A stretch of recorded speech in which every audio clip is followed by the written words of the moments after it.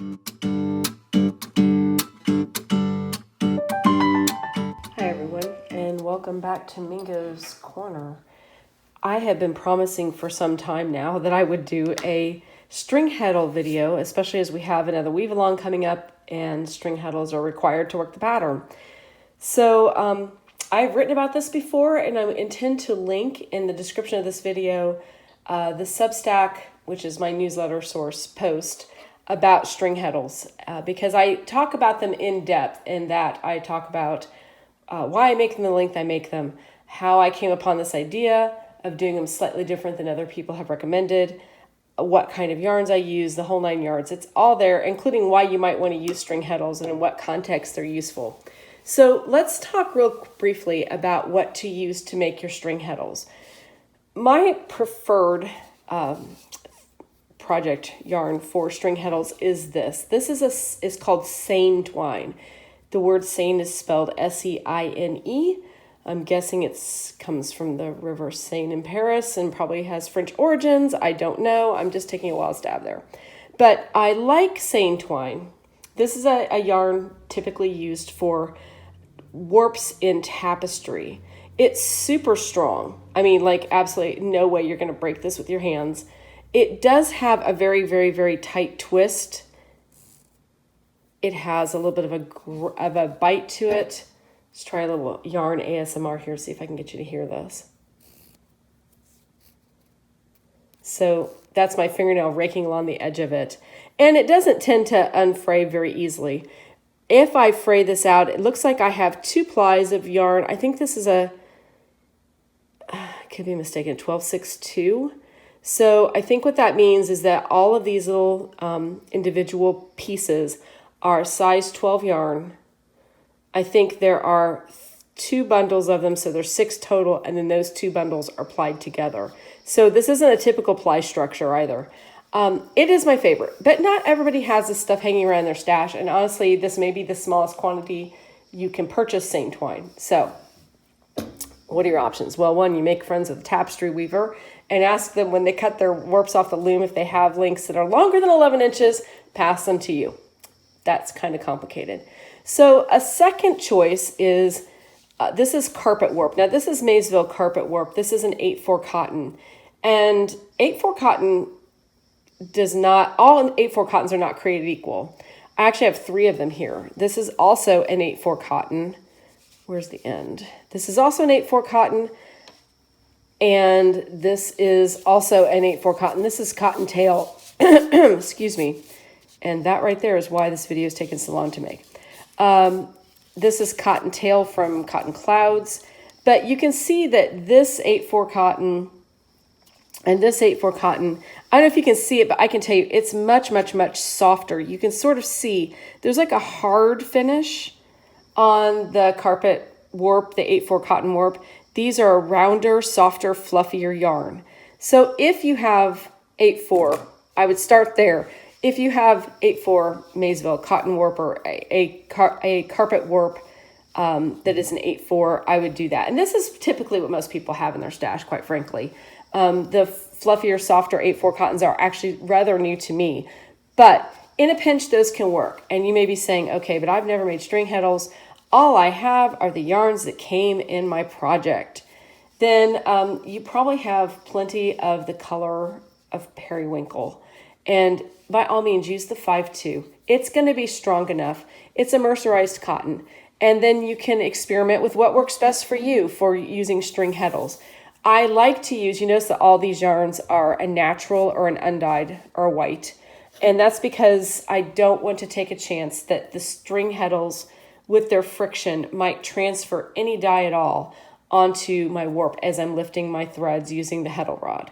So that's why I tend toward the natural colors for my string heddles. If you have something like butcher's twine, you could use that, like the kind of twine they sell at the hardware store for you to use in your kitchen as general string. That'll work. It tends to be very soft. The plies are a lot thinner usually than what we have in some of these weaving yarns, which I know seems crazy, but if you take it apart, you'll realize they're very soft and they're very thin. And I have had trouble with actually breaking those when using them. Doesn't mean you can't use them, just mean you need to pay a little more of attention. Alternatively, you could always, of course, use 8-2 cotton, which some people might have in their stash. It's obviously a lot thinner. It is possible to break 8-2. It will wear out. But in a pinch for one project, I actually keep all of my string heddles as I make them. I have a box full here, and you can see most of these, if not all of these now, there's actually 2 kinds of seine twine in here. You can see this one's a little bit heavier, this one's a little bit lighter. It's because I actually have 2 kinds of seine twine floating around my studio. But I have used them over and over and over again. In fact, this one's creating a little donut here on it from being used and wrapped around yarns and picking up fluff. So these things just kind of seem to never end. So by all means, make 28 for your project and then stick them someplace where you can find them again. This is just a box some scissors came in. That kind of handy to have a place to store them so you don't lose them and you don't have to, at least the next time when you need a few, let's say next time you need 36, you only have to make 8 more because you've already got 28 from today. So let's talk about how I make them. Now, again, I do mine slightly differently.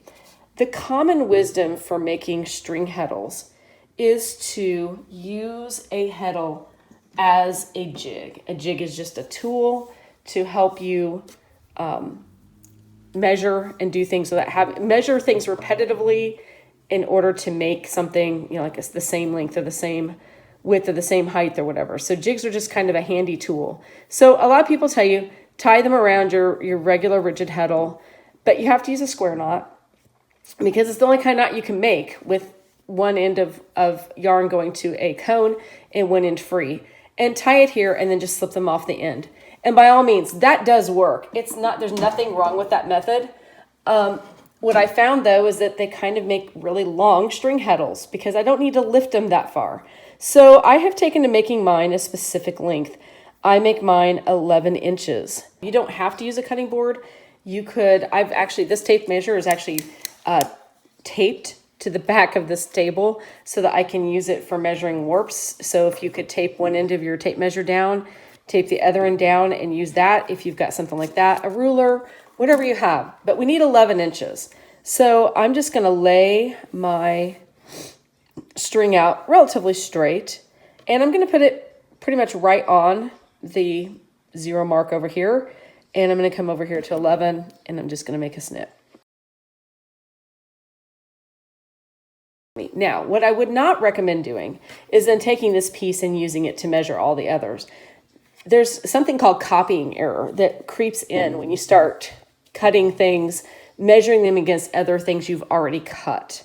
It's kind of like when you have a Xerox copy machine and you make a copy of a copy, then you make a copy of the copy of the copy, and you just keep doing that. Eventually, it's not a very good copy at all. So we kind of want to measure each one of these independently. Now, it doesn't take too long to measure 28 of them. So I'm just going to measure out 3 because I have probably enough right now. I could practically not even need a heddle and I could just make towels. I have 178 of these things now. Half of them made because I've been demonstrating. All right, so I have my links. You're going to need 28. I have 3. I'm going to take the 2 ends of my string heddle, put them ends together like that, and then I'm just going to do, this is called, okay, and I'm not very good at knots, overhand knot with a bite, B-I-G-H-T, I think. I did a little research on this. The overhand part makes obvious sense because you're going over your finger or over something. The bite part, I don't understand. But anyway, I've seen it described that way, so we're going to go with it. And then I'm going to tighten this up to the end. And I'm looking for about a 1/2 inch of end here. So when I lay this on my board here, I should have about a 4.5 inch loop from the bottom of my knot to where this point would fold. And that's all a string heddle is. It's a loop of yarn. So now we've made string heddles. We'll talk in a minute about what we're going to do with those. But so again, you're going to bring your 11 inch piece of 8/4 cotton, seine twine, whatever you're using together, ends. I mean, perfectionism is an absolute here, but neatly line up the ends. Then do a little overhand knot with both ends together. I usually hold the ends, and then I kind of use this flag on the end as my guide to how long that's going to be. And then I check them. Now, if you've got one that's like 4.5 inches and a smidge, the world is not going to end. There's going to be a lot of play in these things. And then you're just going to have a whole bunch of them. You can see, they're basically the same size. So one more time, you're going to bring it in half, hold the ends together evenly like that, do the overhand knot, and then I'm just going to kind of hold.